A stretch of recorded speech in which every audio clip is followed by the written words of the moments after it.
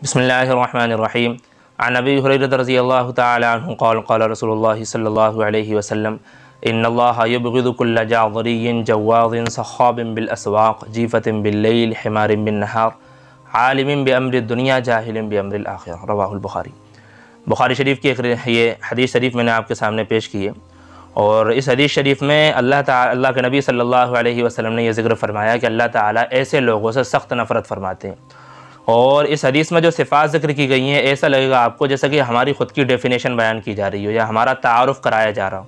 देखें, सबसे पहले इन्नल्लाह युबग़िदु कुल्ला जाज़रिय्यिन, अल्लाह ताला नफ़रत फरमाते हैं ऐसे शख्स से जो सख्त मिजाज हो। सख्त मिजाजी हम लोगों में आम है, कोई हमसे कुछ कह भी नहीं सकता, हम फ़ौरन उसको गाली में जवाब देते हैं, उल्टा सीधा जवाब देते हैं, तू तड़ाक पे उतर आते हैं, फ़ौरन लड़ाई झगड़े होने लगते हैं। तो सख्त मिजाजी किसी की भी बात को बर्दाश्त ना करना, ऐसे शख्स से अल्लाह ताला सख्त नफ़रत फरमाते हैं।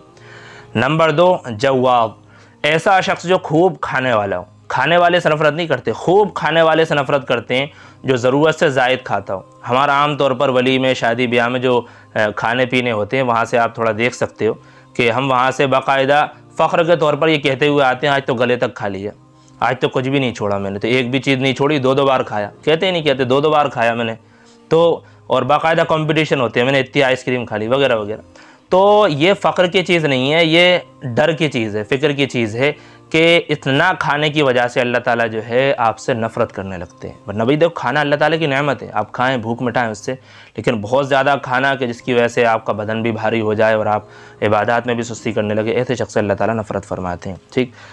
नंबर 3, सख़्ख़ाबिन बिल अस्वाक़, बाज़ारों में चीखो पुकार करने वाला। क्या मतलब है कि बाज़ारों में चीखना, चिल्लाना, गाली गलौज करना, लड़ाई झगड़े करना वगैरह, ऐसे शख्स से अल्लाह ताला नफ़रत फरमाते हैं। हम आए दिन देख लो ना, हम जहाँ कहीं 2 लोग हैं वहाँ पर लड़ाई झगड़े हो रहे हैं, खड़े हुए हैं, गाली गलौज हो रहा है, तू तड़ाक चल रहा है, उल्टी सीधी बातें, तू अपने घर की सुना रहा है, मैं अपने घर की सुना रहा हूँ, ये फ़लाँ की, ये फ़लाँ की, इस तरीके से आपसी दुकानों की बातें, जो चिल्ला पुकार जो होती है वगैरह, ऐसे शख्स से भी अल्लाह ताला सख्त नफ़रत फरमाती हैं जो बाज़ारों में चीखो पुकार करने वाला हो, लड़ाई झगड़े करने वाला हो, गाली गलौज करने वाला हो।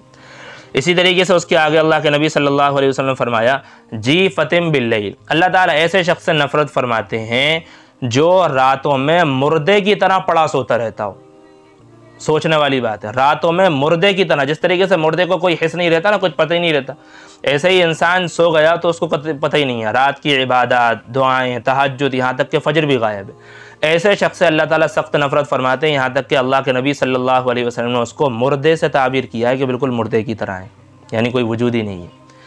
ऐसे ही आगे अल्लाह के नबी सल्लल्लाहु अलैहि वसल्लम ने इरशाद फरमाया हिमारिन बिन नहार, ऐसे शख्स से अल्लाह ताला नफ़रत फरमाते हैं जो दिन में गधे की तरह सिर्फ अपने दुनियावी कामों में ही मशगूल हो। सोचने वाली बात है, हम अपने दुनिया में, बिज़नेस में, काम कारोबार में, नौकरी में ऐसे उलझे हुए हैं कि हमें नमाज रोज़े का ही पता नहीं है।